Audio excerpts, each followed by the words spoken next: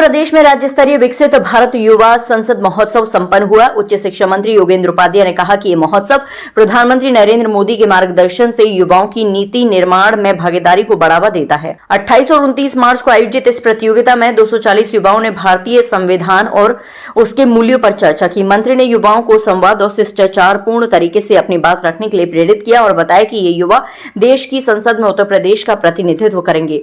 ये महोत्सव 2047 तक विकसित भारत के लक्ष्य को ध्यान में रखते हुए आयोजित किया गया। आप लोकतंत्र के एक पावन मंदिर में बैठे हैं और बैठे ही नहीं बोले भी हैं, और बोले ही नहीं कुछ पुरस्कार भी ग्रहण किया है। ये आप सबके लिए गौरव की बात है।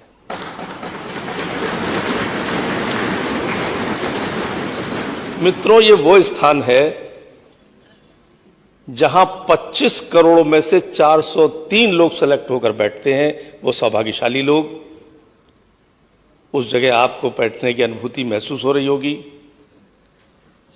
और जो आपने वक्तव्य दिए यहां पर, उससे भी आपको कुछ प्रेरणा मिली होंगी। और जैसा भी भाई साहब ने बताया कि पहले दिन कुछ सोचा रहे थे, दूसरे दिन कॉन्फिडेंस में आए। ये होता है। हम भी जब पहली बार यहां आए थे ना, तो हम भी सोचाते थे, भाई साहब को देखते थे कैसे बोलते, फिर हम बोलने की शुरुआत करते थे। धीरे धीरे कॉन्फिडेंस आता है।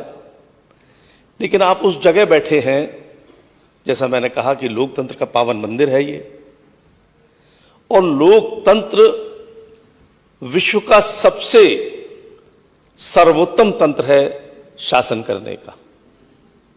कई तंत्र हैं, तानाशाही के हैं, राजतंत्र है, कुलीन तंत्र है, और कई हैं, कबीलाई तंत्र है। लेकिन लोकतंत्र जिसमें लोकवाणी मुखर होती है,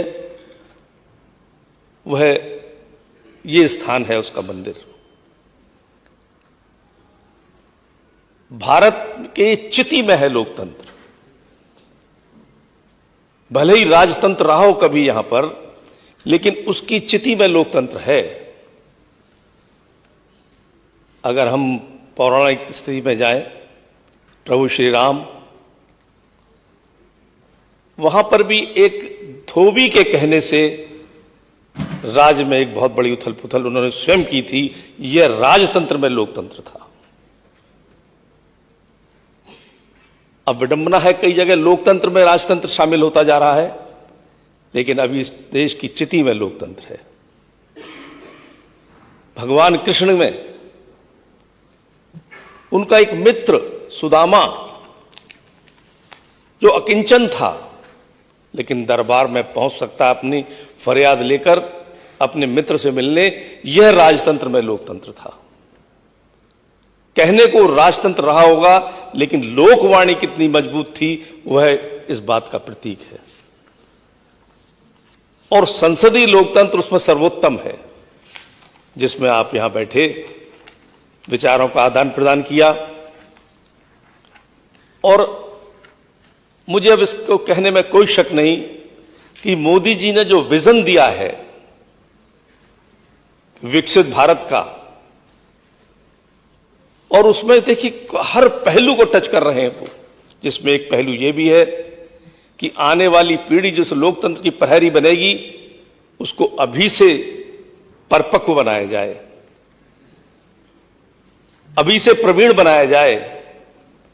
और उसी का एक ये उदाहरण उन्होंने किया कि पहले तो उत्तर प्रदेश में 75 जिलों में, फिर प्रदेश भर में यहां पर, और यहां से चुने हुए प्रतिनिधि देश में जाकर अपने विचार व्यक्त करेंगे। जहां एक और संसदीय लोकतंत्र को सीखेंगे, समझेंगे, और वहां अपनी वाणी को कैसे जोरदार ढंग से अभिव्यक्त किया जा सकता है, यह भी उनको समझ में आएगा। इसमें आप सब लोगों ने भाग लिया है बहुत तन्मयता से, क्योंकि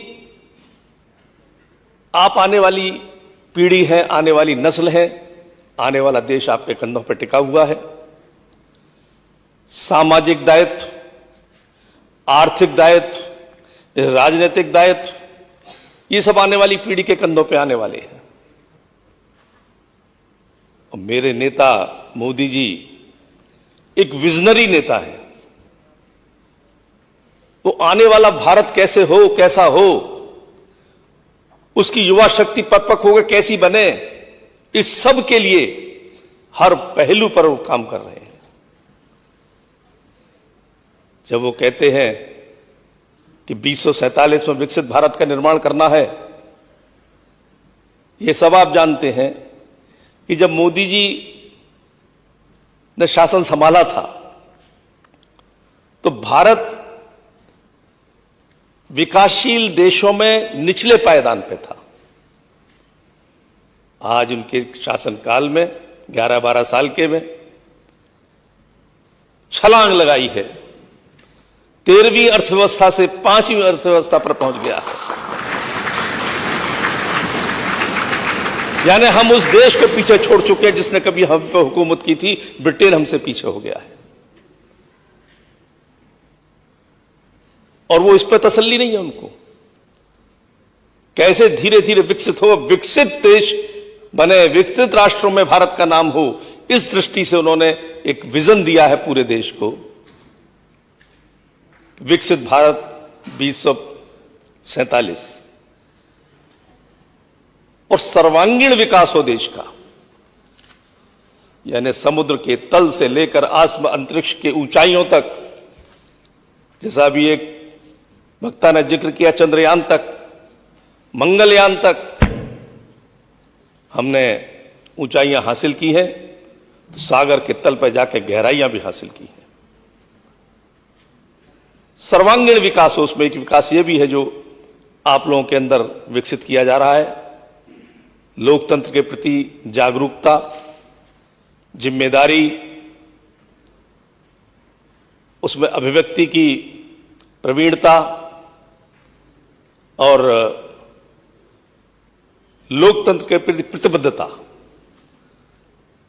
तो ये आप सब लोग इस राह पे आगे बढ़े हैं जहां मेरे नेता विकसित भारत की कल्पना करते हैं, तो आप सबके कंधों पर रखकर करते कि आप सब उनके सामने हैं कि देश का भविष्य ऐसा है।